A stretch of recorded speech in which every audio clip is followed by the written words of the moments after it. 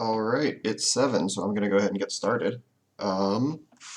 Anyone out there watching, welcome. Thanks for coming. Hope you're all doing well. Hope you're all healthy, being chill, being cool. We're going to do some cool stuff.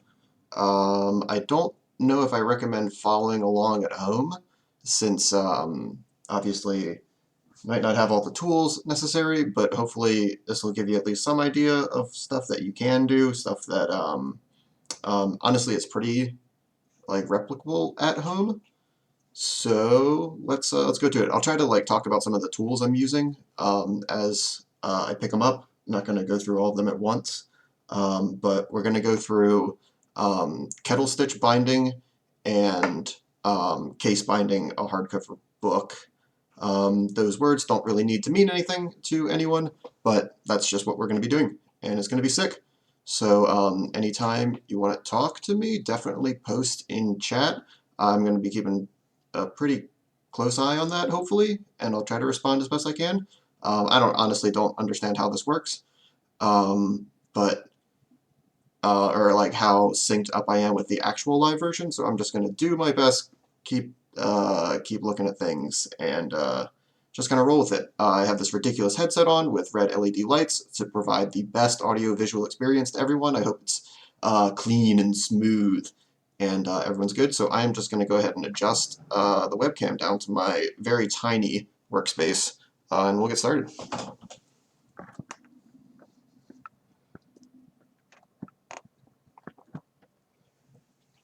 All right, hopefully that's a decent amount of workspace, not too much of my abs, non-existent abs. It would be really useful to have a cutting board to be working on.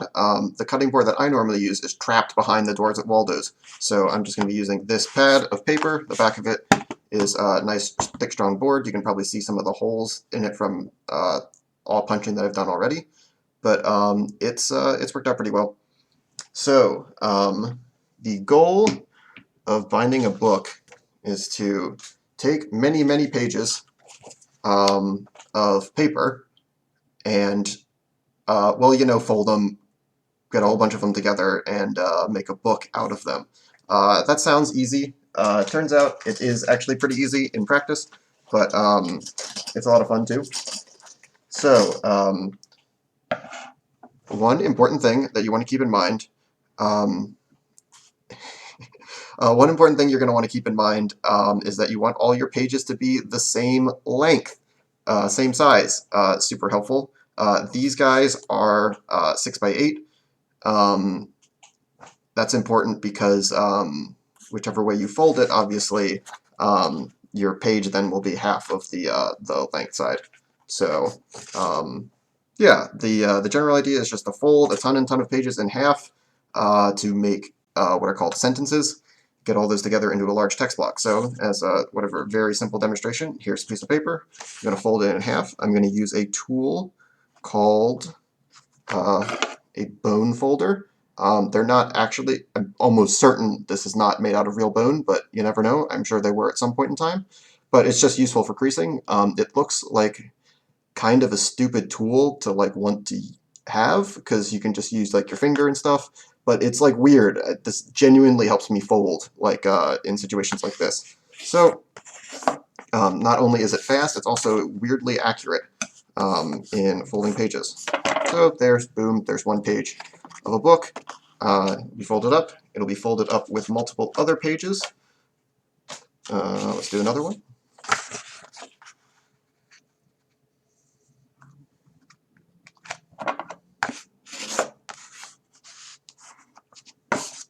I hope you get the pure audiophonic sensations of folding and stuff like that, because it really is it's a tactile experience and also has lots of good sounds that I hope to capture, so hopefully some of that comes through. Here's 2 pages of the book. In order to form a sentence, you want to take as many of them as will fit together. This is cardstock, so I would probably say like 4 of them together is what I have my sentences made out of, but you could do up to 8 for like lighter paper. Stick them together, fold them in, and together, here's a couple other ones I have too, fold them together to form one sentence. Luckily, because I figured folding paper was a poor use of time on stream, I went ahead and folded a bunch of crap beforehand, and now have a lovely couple of 4 sentences right here for us to use. These are on nice green and blue paper. I don't know if you can tell on stream what color they are. I know I can't, but that's just a color blindness issue. And I alternated the paper to hopefully be a little pretty. We're kind of low on supplies just in general, so I've kind of just been using whatever's sitting around to make stuff with. The next thing that you want to do is grab a ruler and measure your page as to where you want the holes in the page to go for binding. In general, it's very important that you have an even number of holes. The more holes, the more sewing you have to do, but then the more sturdy the binding is. So I guess there's kind of a trade-off there in, I guess, how much you care about that sort of thing. So if you want the book to last for a very, very long time and stick together, whatever, through wear and tear, especially the text block, since the pages are always going to be sort of the flimsiest, or like the thing you want the least damage to be done to. You don't want pages to rip and tear out, and you don't want the text block to fall out of the book, fall apart. That's like the hardest damage to repair in a book. It's easier to have the text block be very, very nice as opposed to the cover. So I am going to go with 6 holes in one of these. There's a couple different ways that you can put those holes in there, but I'm going to first start by measuring. Get my pencil here. So this guy, as I mentioned beforehand, is 6 inches long. I kind of just go ahead and, I shouldn't say guess, but I go ahead and kind of make up a sort of measuring system to be whatever I need to be at the time. So 6 inches, I go ahead and look and say, well, if I go in a 1/2 inch on one side, 1/2 inch on the other, I've got 5 more inches to deal with on the inside. Then if I go 1 inch from each of those, 1, 2, 3, 4, that's 6 holes in total. That's perfect for my purposes. So I'll go ahead and do that. Mark out 1, 2, 3, 4. Then that is 1, 2, 3, 4, 5, 6 holes. Okay, I counted properly. Hugely important step, counting properly. From there on, the most important thing about putting the holes in your sentences is consistency. So there's a couple different ways to do that. Once you have this full sentence put together, I'll grab that one, and I will grab my awl and go ahead and poke holes in this guy. You can, if you're worried about your sentences coming apart, take a binder clip and clip the sentence together while you're poking the holes in it. I don't normally do this, but that's kind of like a laziness issue, I guess. Plus, if your binder clip is too big, like this one is,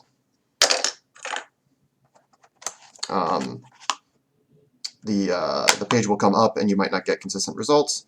And alternatively, if your binder clip is dirty, like the one I just used, it has a little bit of dirt residue on it, which is horrible if you're making a book because you want books to be clean and stuff. Yeah, so I'm going to go with the lazy method, just not bother, and poke holes in this guy. So I do the first round just to kind of mark where the holes are supposed to go. Boom. Then take it up and make sure the holes are fully punctured through the page.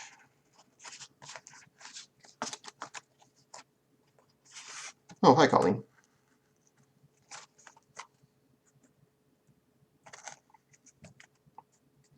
Get each of these through here, and the goal with how far you're puncturing is to have a decent amount of space that your needle can go through, but not too much space so that you can tie knots in your thread and keep it held in place. So we will do that, and boom, there we go. One thing folded through here. Now, when you have a large number of sentences, like I have over here, one really easy way to make sure that all of your holes are nicely lined up is to place them face down on your table, grab a ruler, grab a pencil. I'm doing this backwards so I can, not doing a great job of seeing, but grab a pencil and then mark upwards so that a small mark where the hole should be will appear on each sentence. Then you can individually awe through each of them. These have already had the awe through them, so these are actually ready to bind. I feel like I'm on a cooking show, or at least that was my intention, where like you put something in the oven and then you're like, all right, now we have to wait 20 minutes, but the program wouldn't want you to just sit here for 20 minutes. So instead, here's one that we started a while ago. That was the premise, at least. All right, let's do it. So here are 4 things important for when you're binding is setting your sentences up so that the back is facing away from you, and then grabbing the bottom or top one, depending on which way you're starting, and flipping it over, and then as you continually sew and bind more, you grab them, put them back on top. That's so that you put your sentences in order and don't get them out of order, because having an out of order book is basically really bad. It's not that big of a deal because these pages are blank, so like whatever. But if you were, I mean, doing a book with words where the words had to be in the right order and stuff, yeah, go for having them in order. That's a hot tip right here. Only going to get that sort of thing here. So I have some normal sewing thread here. There's definitely different types of thread that you can use. I like that because it's very lightweight. However, I do have also a couple colors worth of waxed thread. This is kind of like normal, it's a bit thicker thread, but is coated with a layer of wax. That's nice because it's a bit sturdier and sticks out if any of the binding needs to be done on a book where the binding or the string will be left bare, left facing out. There's a couple different stitching methods to do that. I won't do any of those tonight, but it's useful to keep in mind. And in general, it's like it's just a nice thing to have. Okay, so I got my normal string here. I also have incredibly fancy. I am so happy that I purchased these because they rule. Curved needles. They're called bookbinding needles. They're freaking sweet because, as you'll see, you have to curve around in between the signatures, and doing that with this is so much easier than doing with the needle. With the needle, I kind of just like brace myself every time I have to go in between a signature and like just kind of hope that I'm able to push it through. With this, it's just nice and easy in and out. So I will now clumsily thread a needle in front of all of you. Very good stuff. I recommend not using too much string when binding. I will be double threading this, so it'll be kind of like half the length. But one of the reasons you don't want to use too much thread is that you don't want it to sort of become burdensome and mess up, get caught somewhere, and then be annoying while you're binding. That'll probably happen no matter what, especially when the thread is long, but you want to minimize that as much as possible.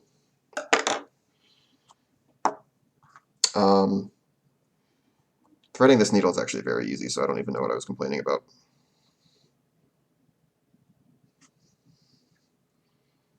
Okay, like I said, I'm going to be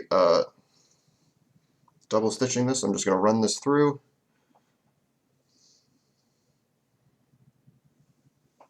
It is a bookbinding needle. Curve needle, I think either of those should like should find one if you really need to purchase one. Mine came in a larger bookbinding kit that came with the bone folder and just this specific awl and the wax thread and a couple other neat, useful items.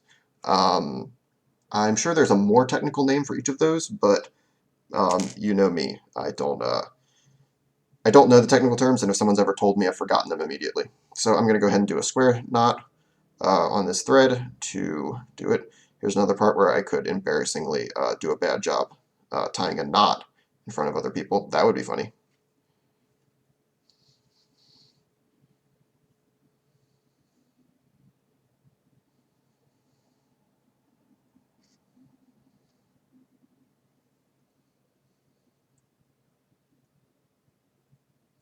Ah, there we go. Did it poorly.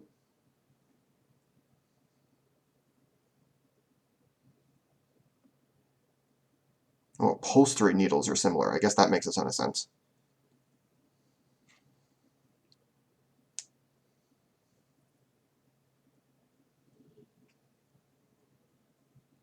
I claim that I'm doing a poor job at this because I'm nervous, but I'm actually just this bad at whatever tying things normally. I'm not right. Despite like this being like a semi-dexterous activity, I'm like not a dexterous person at all. It's just pretty hard.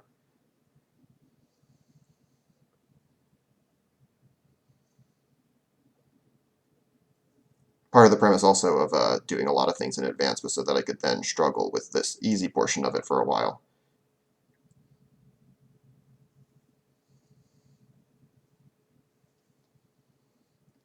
Dum, de, dum, de, dum.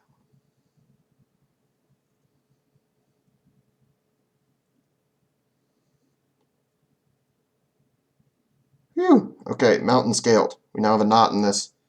It's a knot.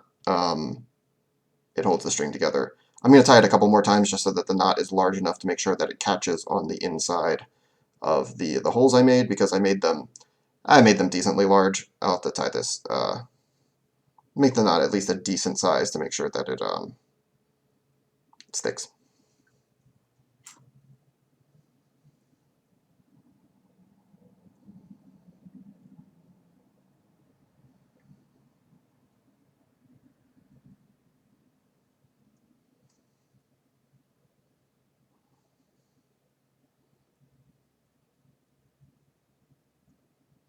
Okay, 3 is normally good, but no matter what I do, the first time I do it is normally not big enough and it'll go right through. So can't see the thread, so it looks like I'm miming. That's pretty funny. Uh, yeah, the live streaming of mime demonstration is going to be a different night. Okay, so I've got my signature here. I've got my needle. I'm going to start with one of the holes to the very end of the page. It can be either one, honestly, it doesn't really matter. So I'm just going to push that through, pull the thread all the way through, and it pulled all the way through. It didn't catch on the knot, so I'm going to make a couple more passes on making this knot a bit bigger.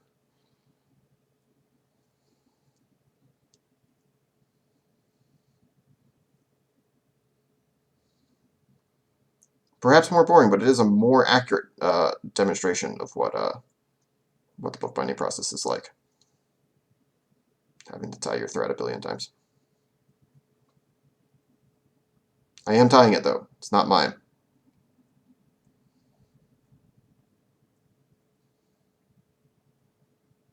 Yeah, I guess I didn't think about that at all, at how much whatever thread would even appear on like a low-grade webcam. I mean, the answer is not well, so I guess we shouldn't be too surprised by that. All right, take two. Again, going through one of the ends of the page. Okay, there. Now it's sticking. You can kind of see there. Yeah, grainy, but so the knot is then sticking on the one side of the book. The string is then on the inside of the sentence, so I will take it and pass the needle through the next hole in the sentence.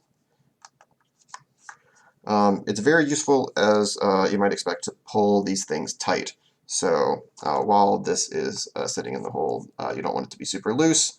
You want to pull it as tight as you can.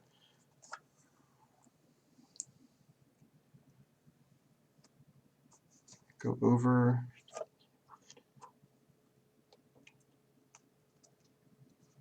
Oh, that's funny. Yeah, I gotcha. How long would say the process normally takes? Honestly, I've never really counted. It also depends on how many sentences you're making.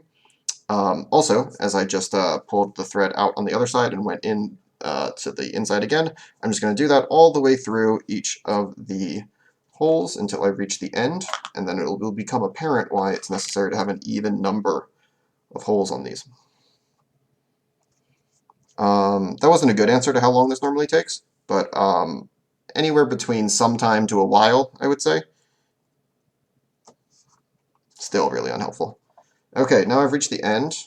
So there are now a string on the inside of the sentence. Hold this tight.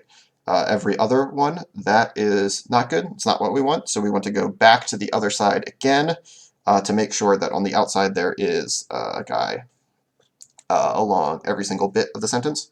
That is only necessary for the first sentence. And the technique then varies for the next ones. So again, pulling tightly each time, doing my best with that. It's not necessary to be perfect, but you want like the least amount of looseness possible. So we go all the way back to the other side.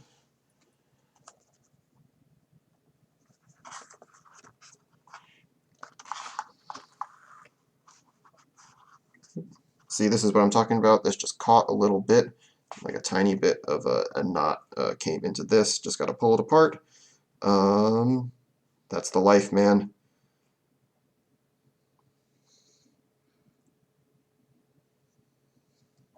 Grab my handy dandy awl, try to pick this apart. Yeah, so the reason why you don't want to use too much thread is that this will happen way more often and it'll be a bigger headache and just all around pretty difficult.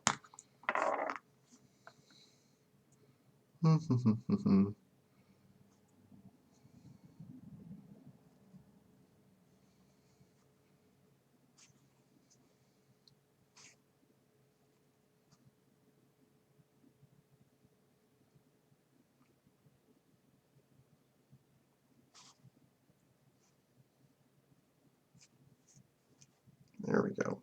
Oh no, I might just pull it tighter. That's the opposite of what I wanted.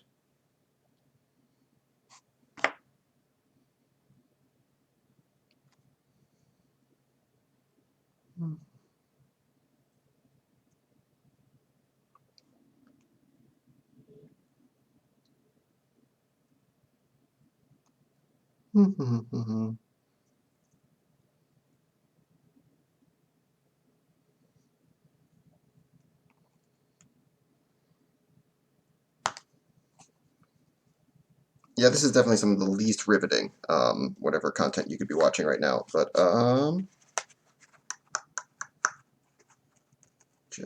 there we go.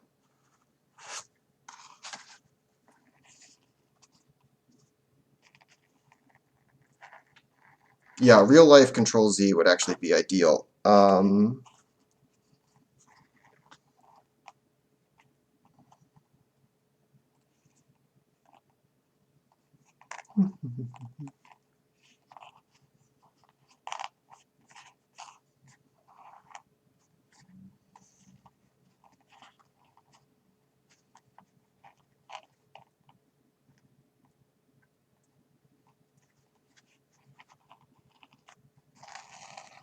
There are times like these I wonder if like a professional would be any better at this than I am, you know? Like I imagine like whatever, having run into this situation a billion times, they would be better at it.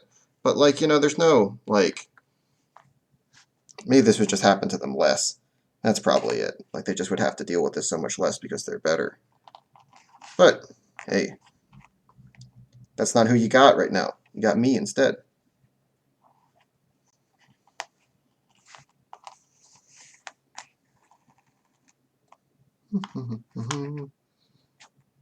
Oh god.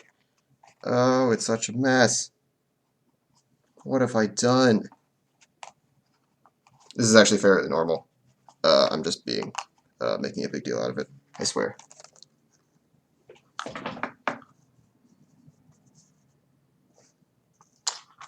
I've never seen Downton Abbey, but I imagine this is about as exciting as an episode, honestly.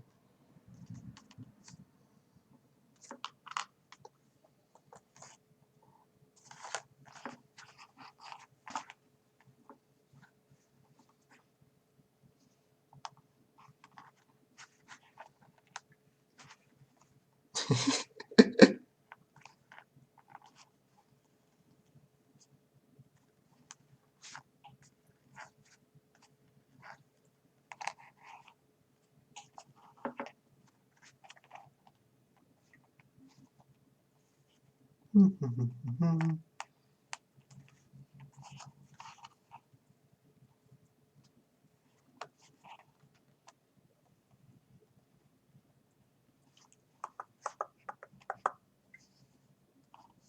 nope, that ain't what I want.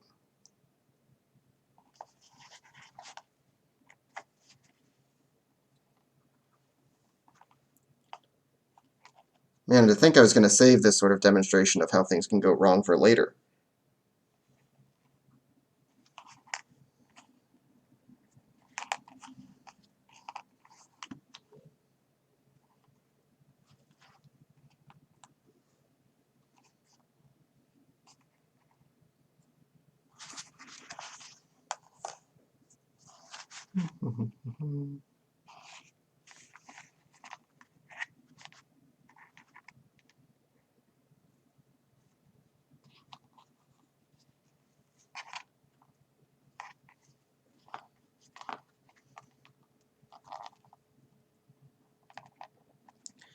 Yeah, so everybody, how's your days been?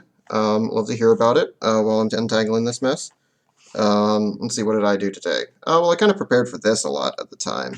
That was okay. Got some more, stuff in the oven ready to cook, so to speak. That was pretty good. Been watching Justified on television. That's okay. That's my dad's favorite show. Shout out to my dad. I don't know if it's still his favorite show. It was for such a long time. Um, yeah, in season 4 of Justified, started that maybe at the beginning of the quarantine.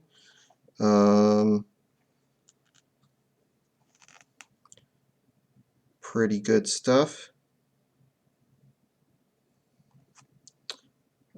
Tutored a student in algebra. That's really even less exciting.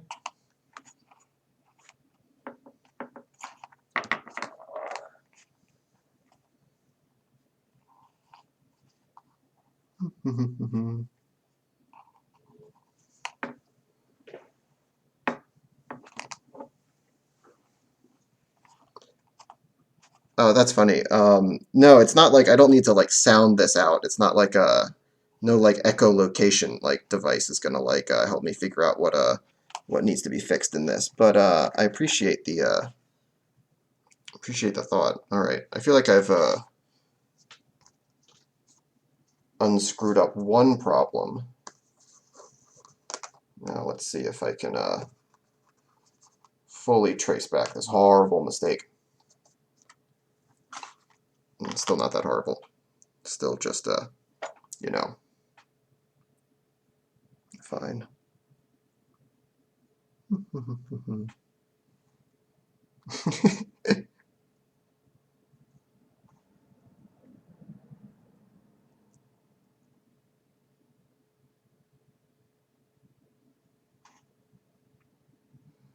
Yeah, all the stuff I'm going to be making tonight, or hope to be making after this ends up fixing itself, is all going to be like blank journal type stuff. But I do hope once this all blows over, to do some more printing, get more stuff printed, and make more like actual books with printed stuff. But that is obviously on hold, as many things are for many people.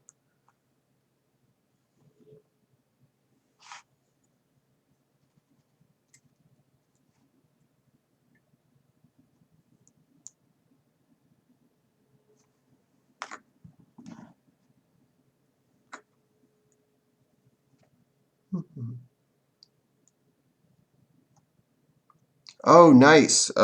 Poured more cement in the mold of Adam's head. That's sweet. Um,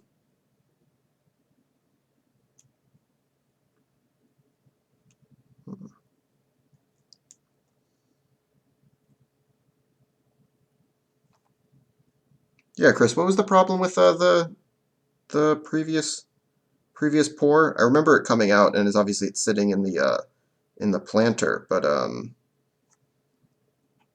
wasn't there something that you were trying to get with this specific pour?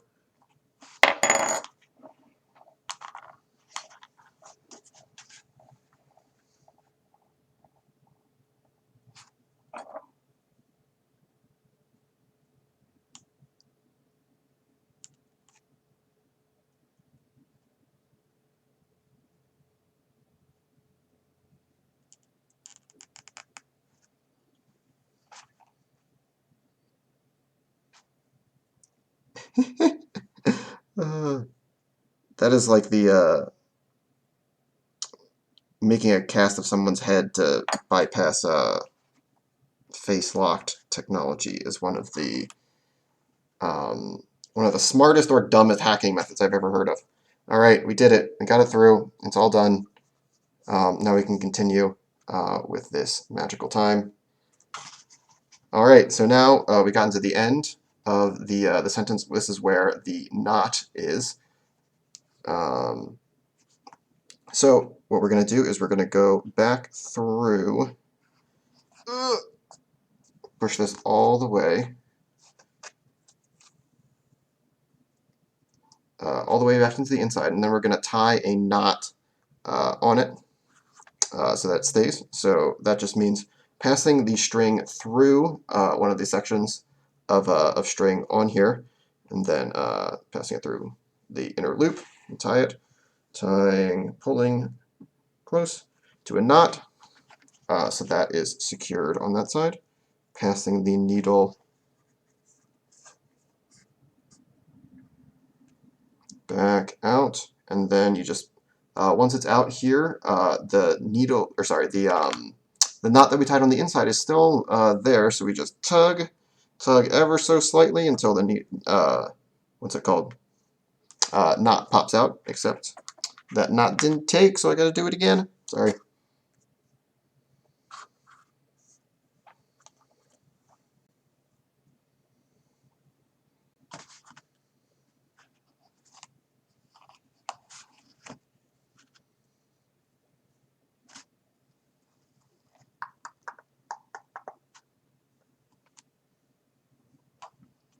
Okay. And again, just do 2 knots and make sure it's totally secure, actually, this time. Okay, there it is. Tug ever so slightly to get the knot out. Now we have one completely sewed sentence. If you thought that was exciting, prepare to watch it 3 more times. Okay, so not exactly the same process, but I am now holding this so that the sewing is pointing towards me, and grab my next sentence in its proper order, flip it down, and now we have 2 sentences right on top of each other, string closing down to me. So what we're going to do is we are going to take our needle, and we're going to put it into the hole directly above the knot we just tied. So I'm going to do that. People, I think, have different techniques of whether or not they like to hold all of the pages or like pick them up.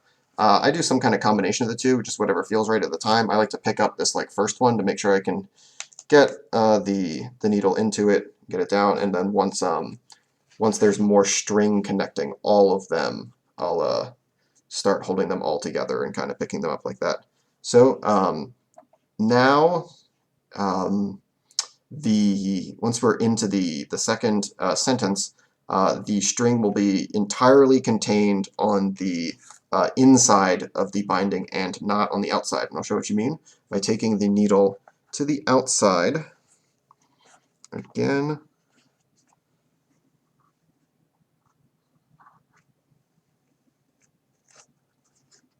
There you go.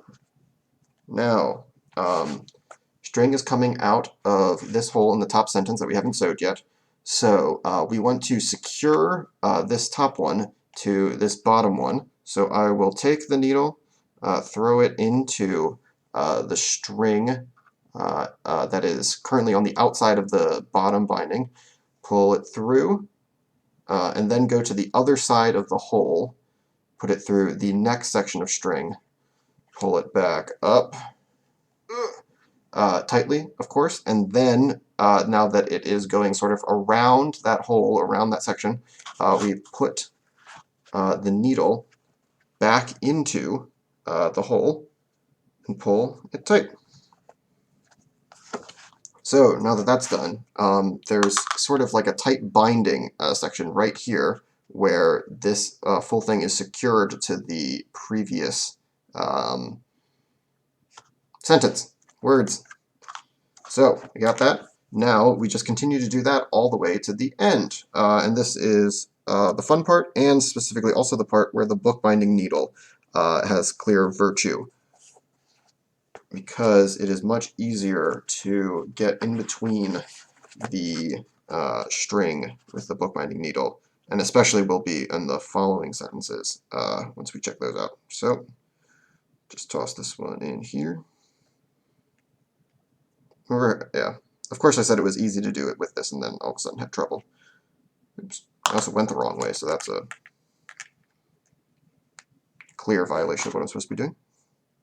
Okay, down and then back up and back into the hole. Also, good thing, I kind of just went in there with this one, but it is really helpful to make sure that your needle is actually going into the middle of the next sentence. The last thing you want is to put it in and then have it only go through, 3 of the 4 pages come out this portion, and then have some of the innermost page not be tied. Definitely something to watch out for. And a mistake I have definitely made. Then in the next hole, can repeat the process. So you might be wondering, I just kind of took a random amount of string and pulled it out. That's because you don't need to know the amount of string that it'll take to do the entire binding right away. You can actually, I imagine I will run out of string sometime in the next sentence, and we'll tie it off and grab some new string, and we can cross that bridge when we get to it. Yeah, so this is kettle stitching. The other method that I mentioned, I believe, is case binding, which is the process of attaching the text block to the hardcover binding. And we'll get to that once it's done baking in the oven.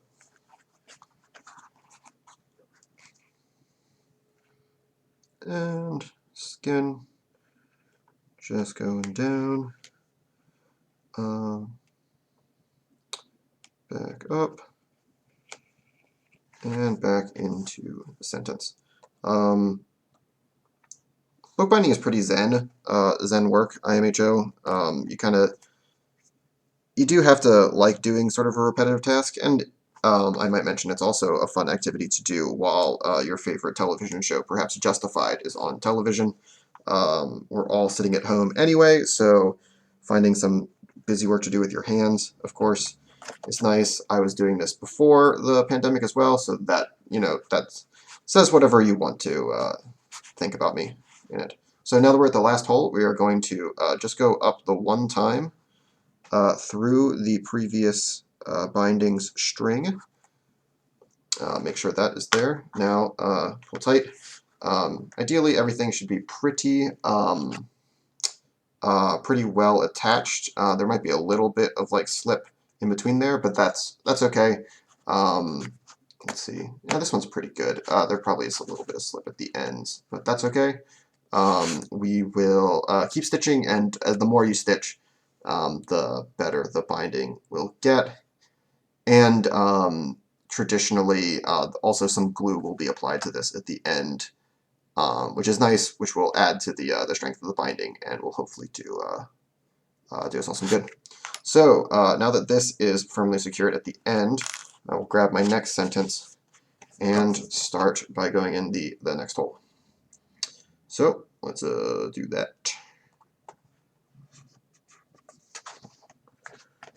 In there, and then out the second one, and we're repeating the method that we just used for the second sentence. However, if I can align this properly. Bum, bum, bum, bum, bum.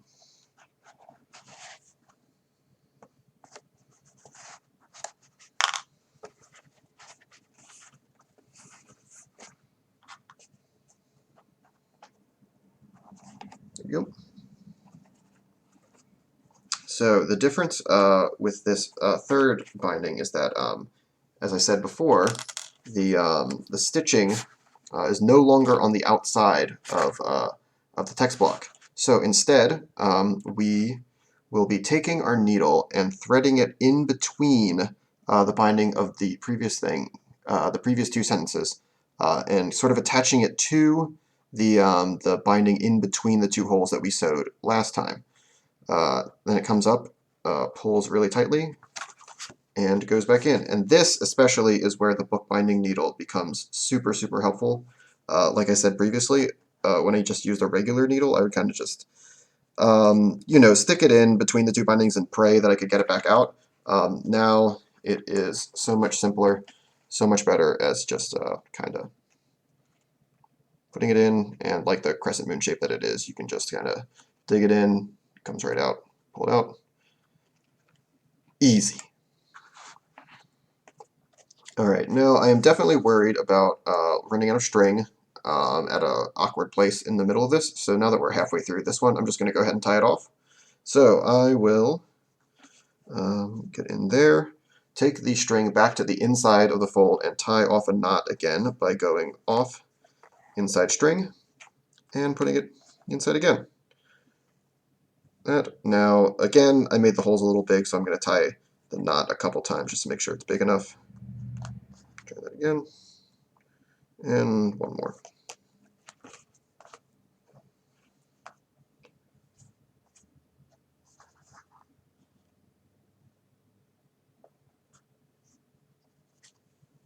Okay, then again, we pull or push the needle out back into the outside and give a little tug until you feel the knot come out. Like I said, feel. Obviously, you're not doing this yourselves, but it is a very satisfying, like popping feel when you pull a knot out of there, and then you know it's out. So obviously, I have a bunch of string left, but like I said, it's definitely not going to be enough to finish. So I'm going to make sure that I have plenty. So I will just cut this off. It is totally fine to leave this little dangling string. Like I said, it sort of goes on the inside of the spine of the book anyway, and a lot of times you'll end up just gluing it down anyway. So that's nice. And I don't know, there's something whatever weirdly aesthetically appealing about having a bunch of little like fibers coming out of the side once the whole text block is done. But that's just me. Okay, I put my string over here. So grab a couple more. As we're finishing up, it's definitely kind of the case where you'd rather have too much than too little, but not enough that you're going to screw yourself up like I did in the beginning. Obviously, the more string that you're working with at a time, the more likely it is to get tangled. That's just a fact of life, so it's a trade-off of how many times you want to tie off and start again. I go by feel, of course, so it is what it is.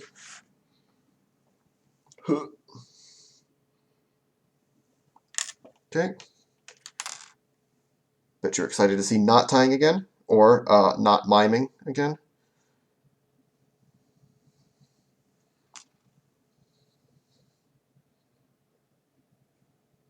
Yeah, not tying is never a whatever a stream I would do for you guys. Not really something. It was not a Boy Scout. In fact, actually, when I was wanted to know what the best knot to do this was, I asked Cameron because he was a literal Boy Scout and figured he would just know. And then he did, and he told me.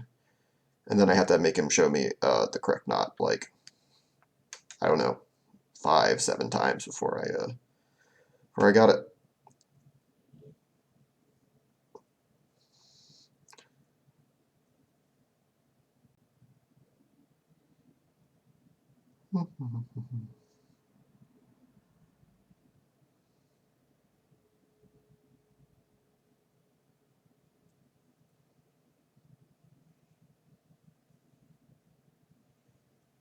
Again, just tying this a couple times to make sure the knot is large enough to stick, not fall through the holes I made in the binding. I did make those holes a little too big, probably, but the string is also fairly fine. We're just kind of dealing with the materials and the you know, user error as it comes.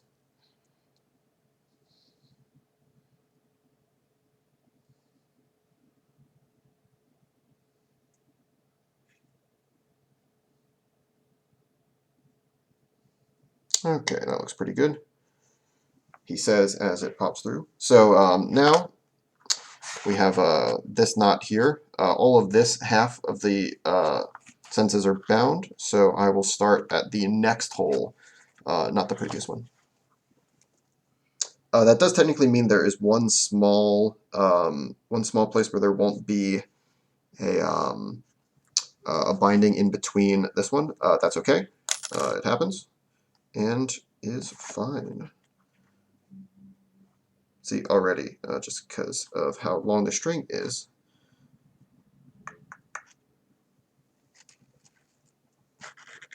got a little tangled there at the end. That's also a feature of having the string doubled, is that sometimes you just pull on one length of the string longer than the other, and things get messed up, and it's, you know, pain to unwind. I did this whatever with like an absurdly long length of string not too recently, and got it like tangled like every other hole, and really learned my lesson. So again, taking this huge amount of string, putting it through the previous binding hole, bring it in there.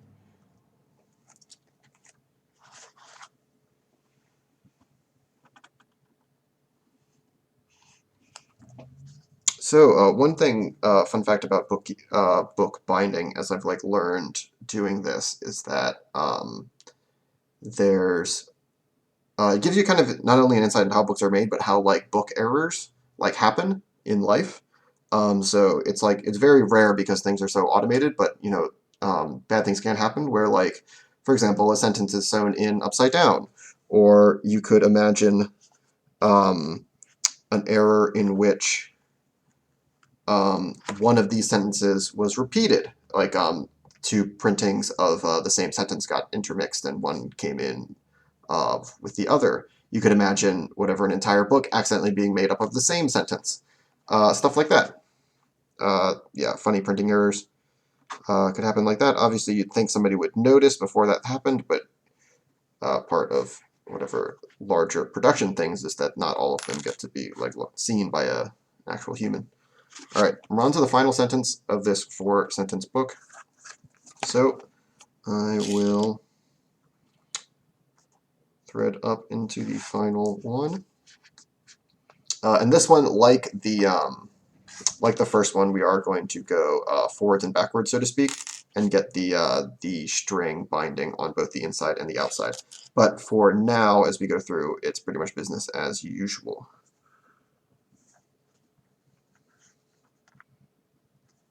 Eep.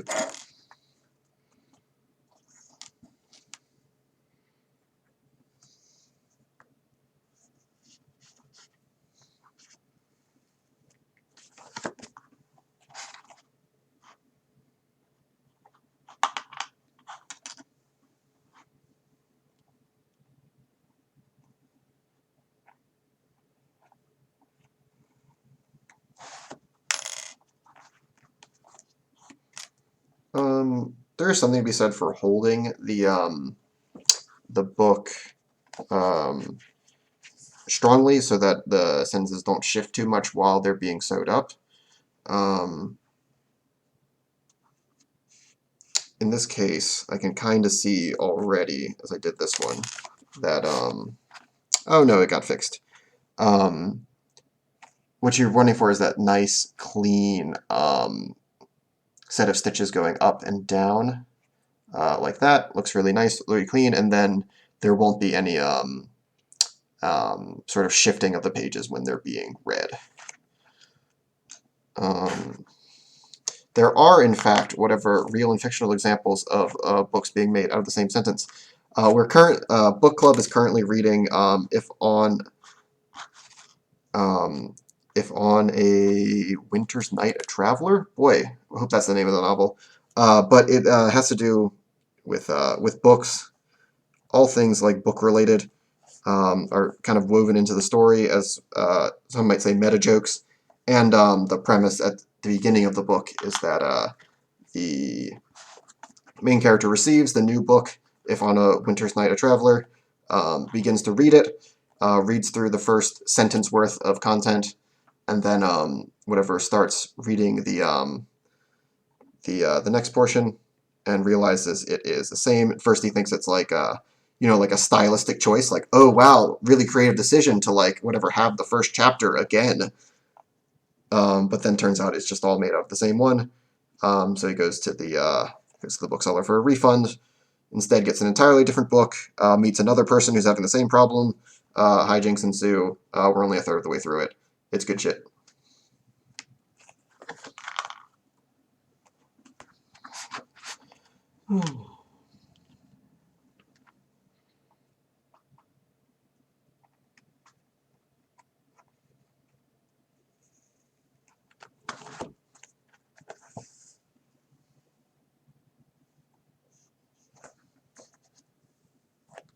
Yeah, shout out to book club in general, where all good books are read. I don't think that's our tagline. Could be. Well, I guess not all. I don't know. I think that's actually pretty wrong on like all fronts. It's not. Not only are we not reading all good books, we don't even read exclusively good books. It's like book club where some books are read.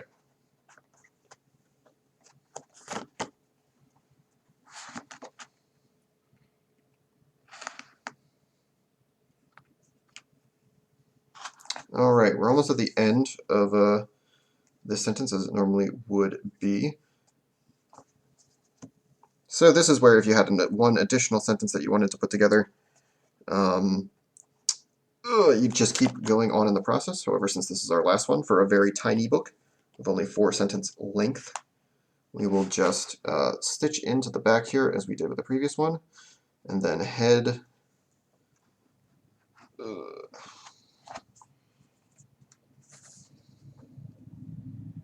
back in. Oops.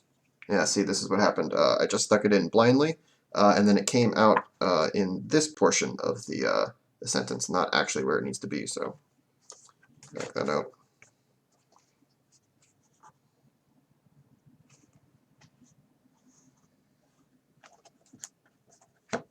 Okay, pull these tight.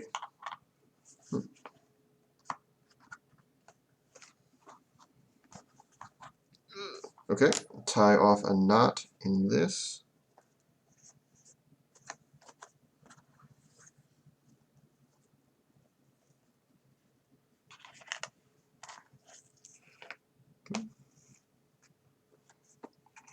And again, do it a couple times. 2 is probably enough in most cases, but I'm just being a little extra safe.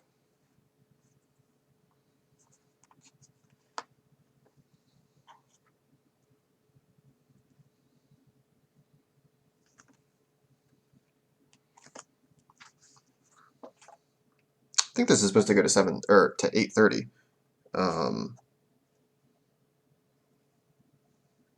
Which is good, because I got some more content to do. So after that, pull the knot through again. Gently tug. Okay. And then, like the first section, I'll then head back through the needles to go through the full binding process. This does add some extra layers of thread on the inside, but that is okay. That is what we want on the what should I say, edges of the sentences for maximum strength. Since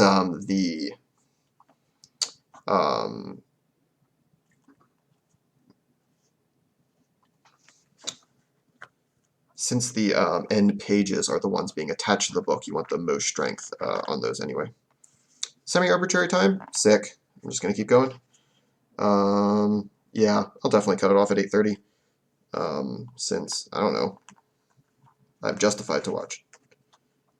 I'm not going to watch more Justified. I think I watched like 3 episodes today, which is like a lot of television for me personally. Okay. Get this in here. Pull the final knot through. Pow. We have finished text block. I will cut the string. So we have it out here. And then I will examine whether or not I did a good job. You shake around a little bit. Not too bad. The sentences look pretty even, so that's lucky. Did that good. Oh, I would totally play some Dominion after this, for sure. I don't know what expansion is on right now, but absolutely would. Couple layers here. This is really good. Cool. So the next step we would do is we would prepare this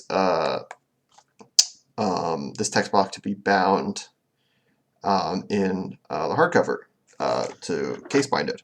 So I will grab a couple bits of supplies for that to demonstrate how I would bind this one specifically. So I have a couple pieces of 2-ply cardboard here to make the covers out of. So I've cut these already. They are slightly larger than the text block itself. I don't have a good measuring system for how to cut these out to make them the right size. I just think like a little bigger, like an extra 1/8 of an inch on each side, I think should do it. So if you're cutting it out for full time, like an extra 1/4 of an inch on the height and an extra 1/8 of an inch on the length should be good. So these I imagine I cut out to I guess 6 1/4 and 4 1/8. But I probably honestly didn't measure. I probably eyeballed it. So that's kind of what it is. So those are front and back cover. Then there is this smaller piece for the spine. The spine can be cut out pretty much the exact width of the text block itself. So I didn't cut it yet because I wasn't sure how long the text block was going to be until I made it. So I would go ahead, line it up like this on my piece of binding, and then mark it with a pencil, and then cut along that side. I didn't do a very good job of marking that. Also probably wouldn't do a very good job of cutting it, but here we are. All right, I would love to do this with a ruler and an X-Acto knife, or with a wonderful piece of cutting equipment at Waldo's and Company, but we're here at my computer instead, so I'm just going to cut it with the scissors. The spine specifically doesn't have to be perfect, since you won't really see it, and it'll be sort of covered and helped by the flexibility of the space in between the spine and the covers. You'll see what I mean in just a sec. Doing my best to cut straight.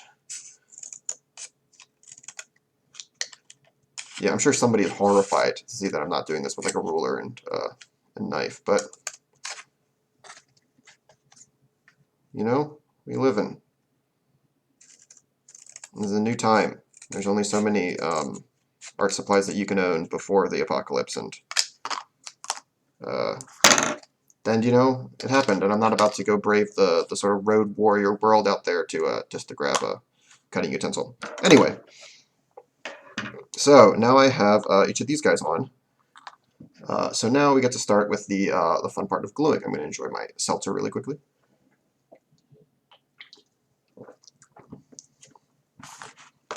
Okay, grab these, and I will grab my book cloth. It is gray. Looks like this. Has a cool whatever pixelate effect on stream. Really love that. But this is the front. This is the back. Pro tip: glue the binding on the back of it so the front is facing out. Really, these are the tips you come here for. But specifically, it doesn't super duper matter where on these you are. I cut this piece of book cloth out from a much larger section of book cloth that I ordered. Again, especially with the book cloth, it is, excuse me, it is way better to have more than to have less. Because as you imagine with the fabric, if you cut out too small of a section, you pretty much just can't use that section anymore and have to use it for scrap. So let's get to freaking gluing these guys on. I have PVA glue. It says tacky glue on it. So there's that. This I got at a Michael's, and I got it because I believe it is the same brand my mother uses, and that makes me trust it. So here goes. A lot of people would advocate for whatever, putting this in a bowl and brushing it on with a glue brush. Like I said, these are hard times. I'm gonna squeeze this directly onto the page like Elmer's glue in kindergarten. And then I'm going to spread it around with a scrap piece of paper. Like I said, hard times.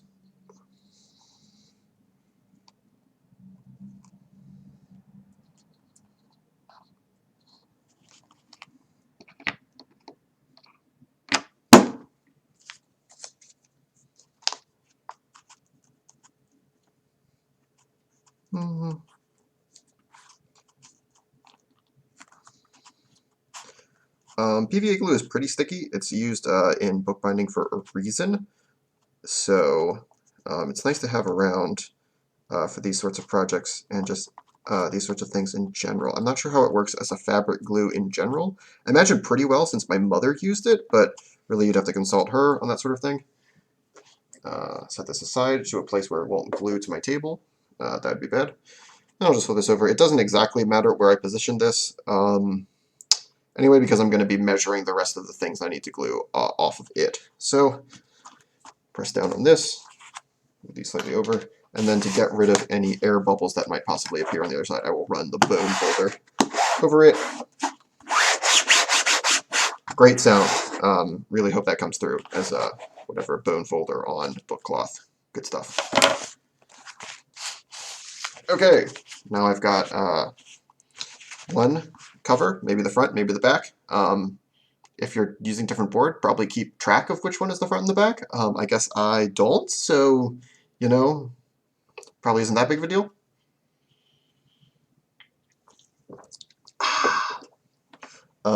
Yeah, so the spine you want to put, and actually use a ruler for measuring where you want to put the spine. You want to put that 1/8 of an inch plus the width of your board, as in not this, but the actual like height here of how thick it is. Thickness, that's the word I'm looking for. The thickness of your board, so 1/8 of an inch plus that. This I will give is like I don't know, maybe a 32nd of an inch, so not really that big of a deal. Measure on both sides and mark appropriately before you glue. Really recommend that. Yeah.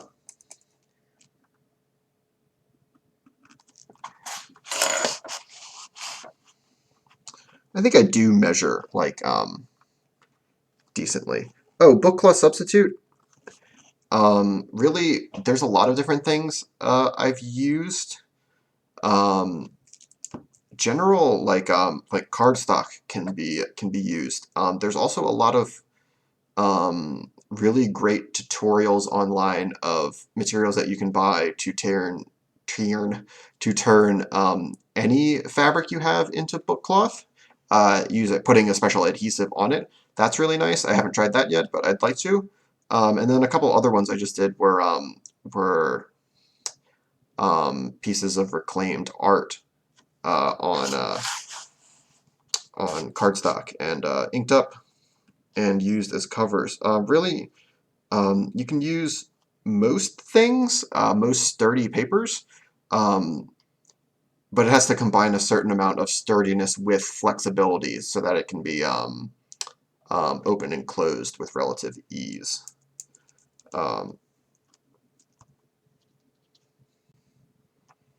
I have not tried making a binding any books in leather just yet. I'd like to at some point, but you know, leather's expensive. I assume. So that'll just happen. In a pinch, you can use any kind of artisanal home craft cloth. I use cheesecloth. Yeah, that makes sense.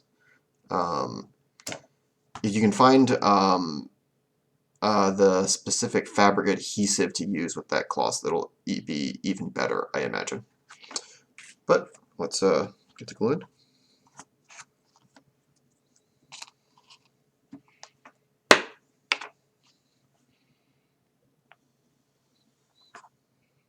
I guess this is where we've transitioned into the case binding portion of the video. This is like the kettle stitched text block, and now we're at full binding, case binding procedure. So if it wasn't clear on the difference, this is it. Okay, stick this bad boy on.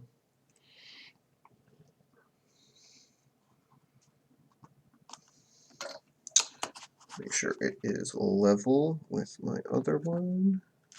Yeah, yeah, I did an okay job. And who has that? Just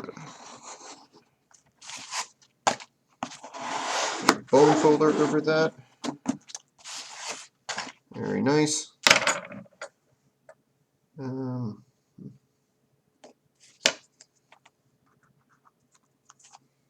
Okay, and then same measurements again, 1/8 plus your book thickness from the other side.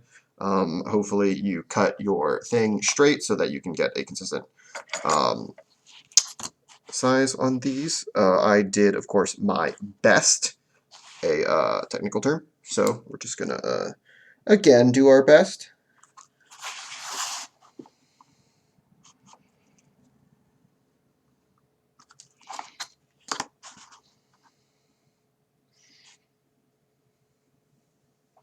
How straight is that?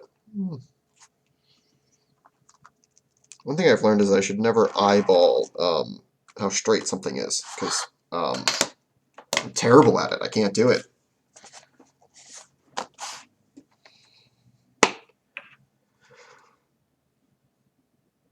Okay, back to gluing.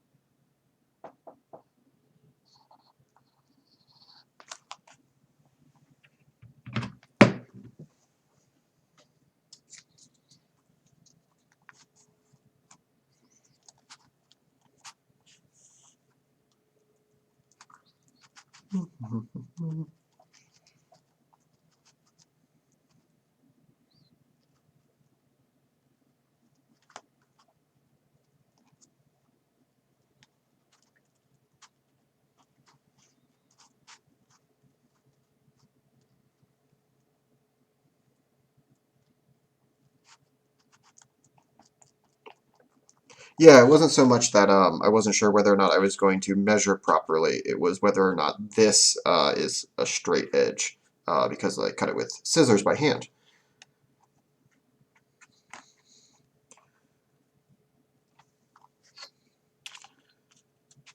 Again, make sure this is level and level. Perfect. No flaws whatsoever. First try every time.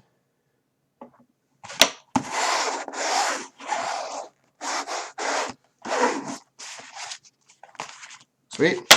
Okay, so now that each of the covers is on, this is one of those situations where maybe you want to like let it dry, or you can plow ahead by putting the covers up. I'm going to go ahead and plow ahead. That's just kind of the person I am. But first, we definitely want to trim off some of the excess fabric on each side of these. You don't need too much on each, just enough to like be fully adhesive.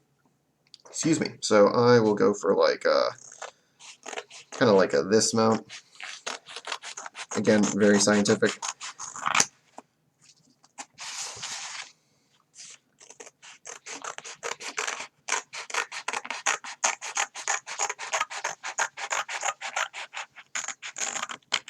And these sides that I'm cutting now definitely don't have to be straight, since they will be end up being covered. The edges, that is.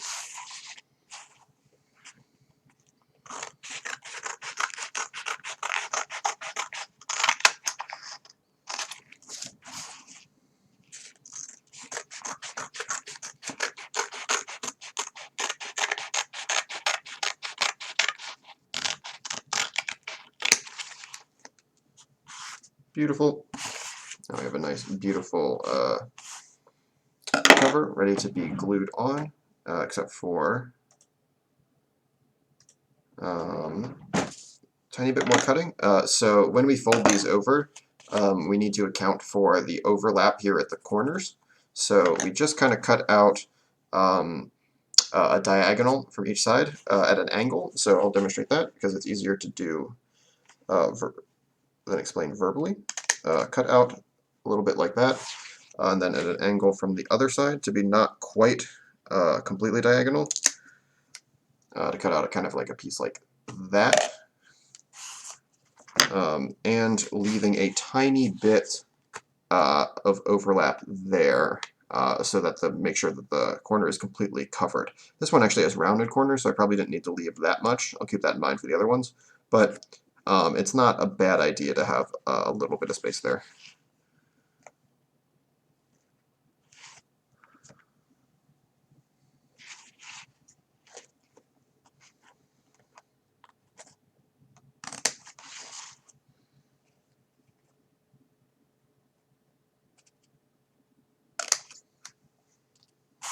Okay, just repeat that for the other corners.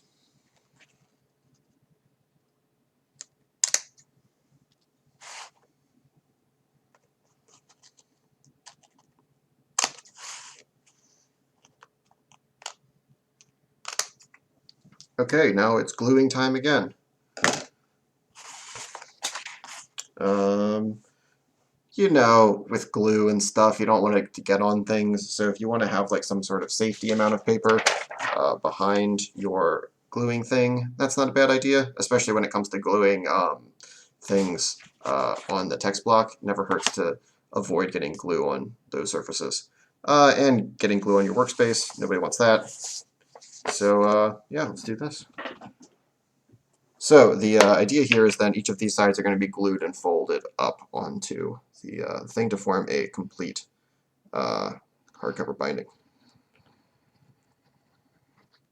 Again, many people would advocate for putting this in a bowl, spreading it on with a brush.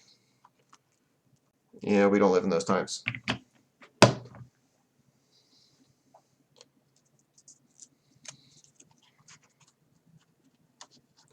Rubbing it on with my trusty piece of paper, putting a little bit on the board itself just to make sure that it adheres at all points. And you definitely want to spread it out, try to get it into the all the way to the edge. That's what the piece of paper is for, to protect your work surface, and onto the crevice in between the cardboard and the book cloth to make sure just get as much adhesive power as possible.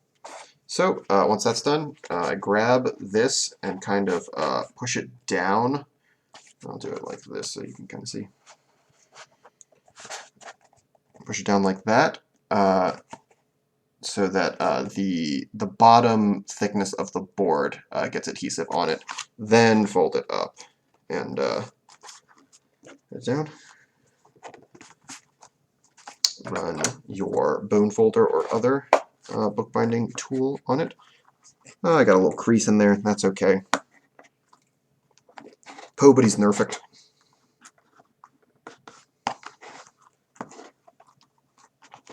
Okay. I like to do the one side and then the opposite side, so let's hit that.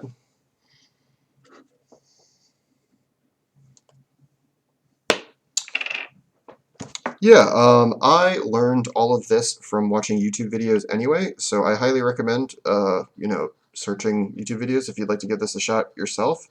Specifically, C Lemon is the channel and the creator I learned a lot from. She is very helpful.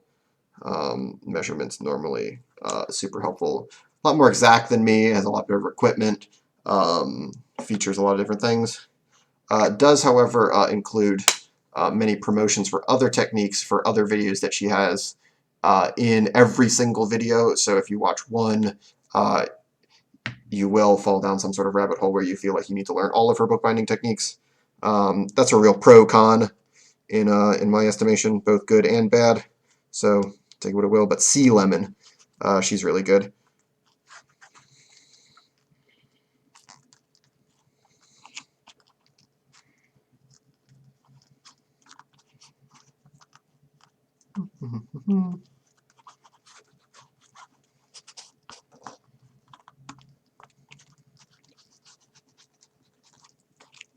Okay, I notice that it is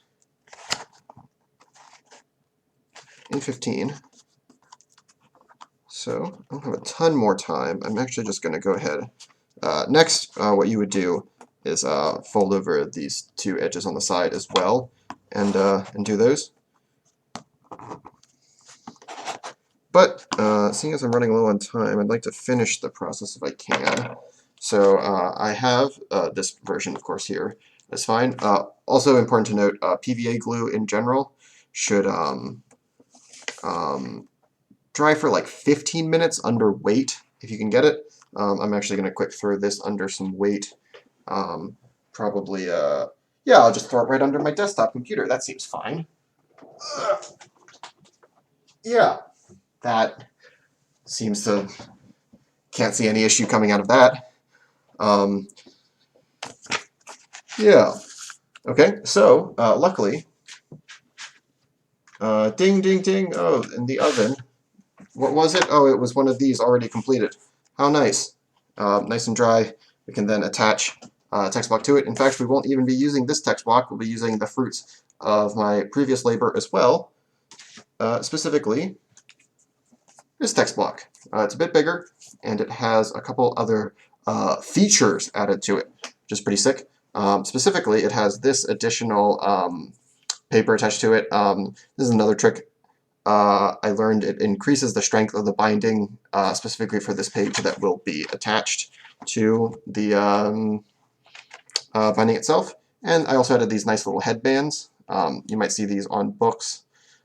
Just in general, there's specific headband material that you can find to use. However, I just kind of used additional book cloth that I had. The headbands are nice because it protects stuff from getting into the binding and makes it just like look a little bit more professional once it's fully completed. So hopefully that will be the case. Okay, so I have my binded board here. You can see it almost kind of looks like a book without the insides.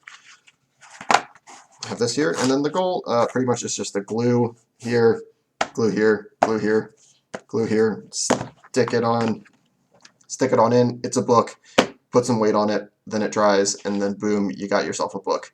Honestly, I probably could have just left that to be the thing, but we'll do it as the final demonstration of these things. Should be sick.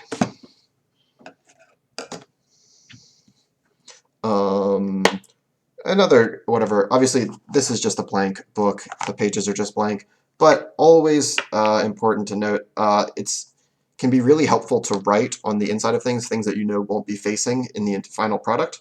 You can just write, you know, like whatever front and back, so you can see on each of those. It's really helpful to do. Highly recommend that. Anyway, let's glue. Oh no, I put the glue upside down. Jeez, this is the worst thing that's ever happened to me. Okay, so I'm not exactly sure when I'm gluing what portion of the page will be covering the book. So I glue on the binding itself the inside of the board and not the book cloth portion, and then put glue on the entirety of the page. So or at least especially the edging of the page, so that you get the most and hopefully most consistent gluing, texture gluing something. the most consistent gluing experience.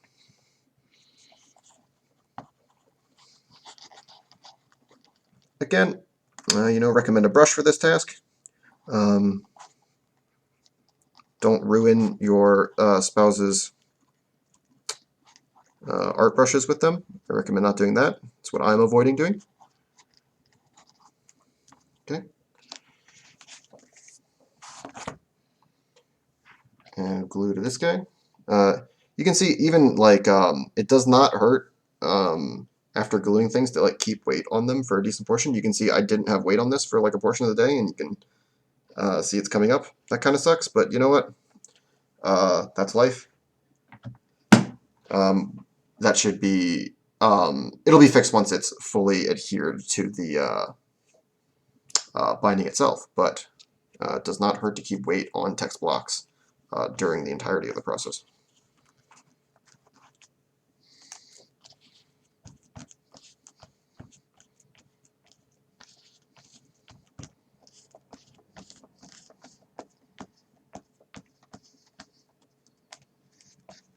Well, that's a really good way of saying it, glue homogeneity.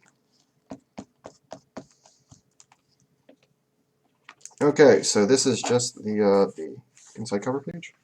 So the goal, of course, is that you did all your measurements right and all your binding right, such that this guy will sit with the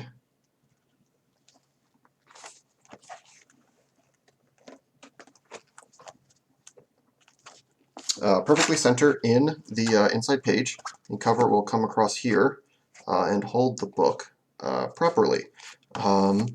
I have experienced not doing my measurements properly and having it come out only okay. It happens. You know what? Like I said, nobody's perfect.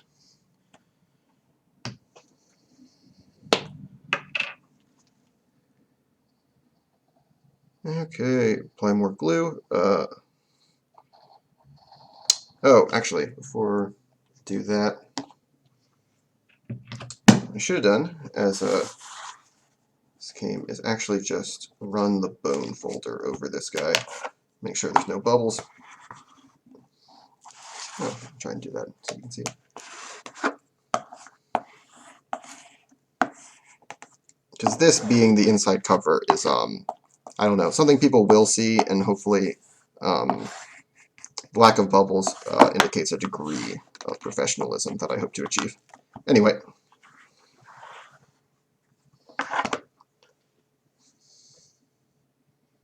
And that's what we're about here, not whatever professionalism necessarily, but certain degrees of professionalism. That is how I operate.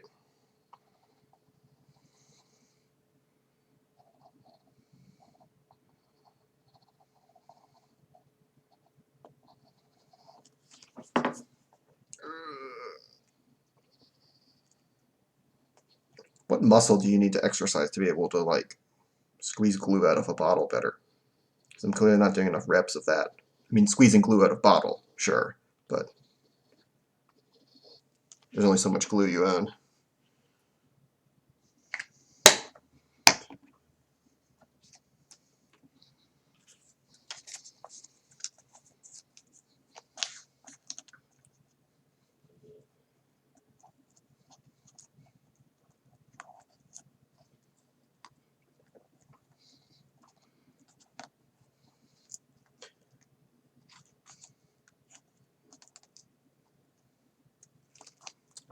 Okay, there's that guy.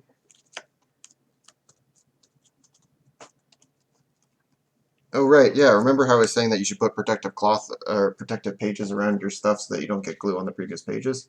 Boy, that would have been smart to remember. Yeah, well. Yeah, just slide a guy in between there to protect from getting glue on the other pages.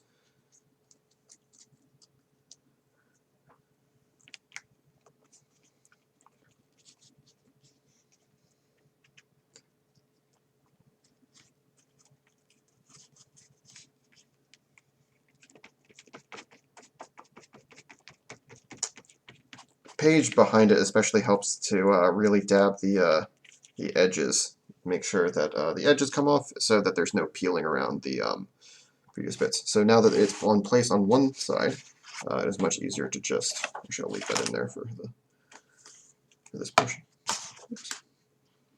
It's much easier to just fold the book over, get that in place.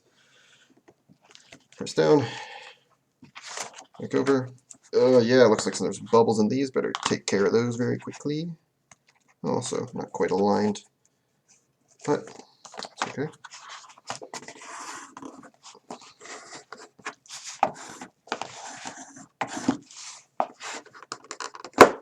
Okay, that's a book. As you can see, the headbands look okay on there. Looks a bit nicer.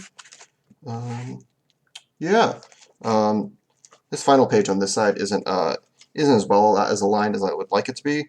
But you know, I'm going to call this one pretty okay for having done it on stream. The nice thing about the case binding of all things is that there's a decent amount of space here in between the text block, and the spine, so that the book will definitely lay flat when open, which I really appreciate. Especially, I imagine most artists appreciate when they're trying to draw shit. So that's good. Also, like, kind of looks nice when laying flat. Like that kind of shape is like fairly appealing to me as far as books go. This one is obviously fairly plain. I'd like to find some art or find some new and interesting ways to decorate book covers. Finding interesting fabric and turning that into book cloth is certainly an appealing idea, but there's a lot of other options. Like to find more art to put on covers. Besides that, that's pretty much the whole thing, and it is almost 8:30. I'm gonna go ahead and I guess ask for any questions about the whole process. I kind of just did it. There's not only so much that I can like demonstrate and instruct in this kind of format and doing whatever the full process like this, but I'm actually gonna just quick put this under weight and then quick take some questions before time is up. So ask away.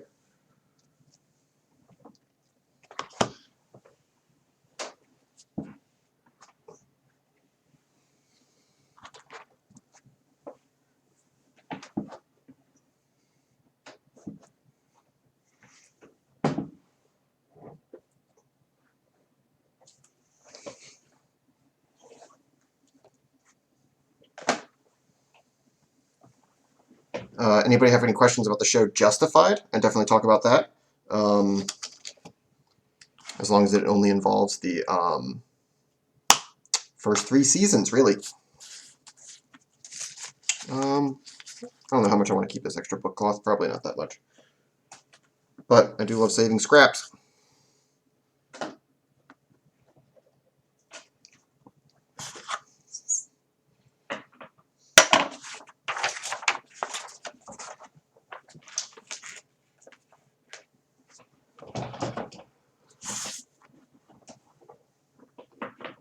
Okay, I wonder if there's any other equipment that I have around here. I'll definitely turn this one into a book later. The sort of the premise of having the this alternating blue and green pages was that it it alternates then in the book itself. Just kind of a cool design. Maybe somebody would like that sort of thing. Who knows? Someone who can see color, for sure.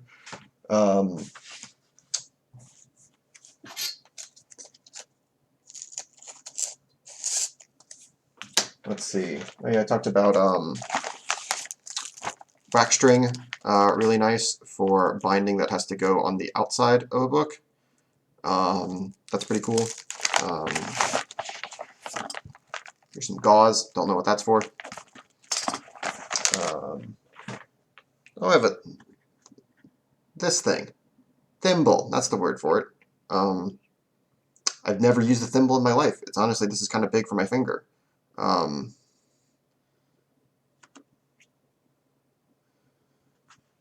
Will this work to bind things besides books? You know what? I'm going to need a bit more information on what you're trying to bind. But like general principles of sewing and gluing, I think, are pretty universal. So I think that should probably help. Thanks for your question. I would absolutely, whatever, want to gild pages. That would be awesome. In fact, I just saw whatever on some of the. Oh, hey, hang on. Let me. Now that I'm not doing anything down here. Can. Yeah. I just saw on a letterpress Instagram that I follow. Um, Gilded pages that were gilded in such a way that when you changed um, direction on the lighting or direction on how you were flipping them, it like spelled something. I have no idea how they did that, but it was sweet, and it made me want to whatever gild the size of pages. Oh, also, one thing I definitely didn't address with a text block is the fact that since all the pages were the same size, if you see here, um, yeah, the sides of the pages aren't equal. It's an okay effect for journals and stuff like that, but sometimes you want them to actually be even. So a large scale paper cutter, like the one we have at Waldo's, super effective for that. Um, Alternatively, some people will grab a ruler, get it to the length that they want it to, and then grab an X-Acto knife and just X-Acto knife away the edges of pages until they're all even. That's okay. I tried it one time and it sucked. I hated it and I never wanted to do it again. So take that for what it's worth.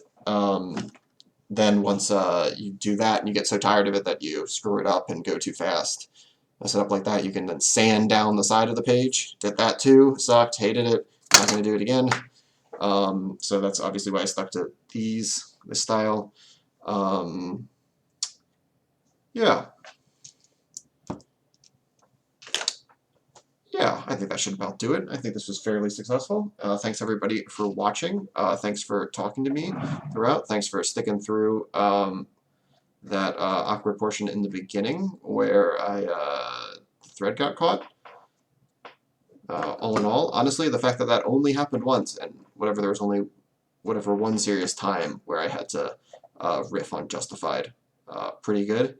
Yeah, thanks everybody. I'm gonna call it there and eat some banana bread. Sweet. Peace out.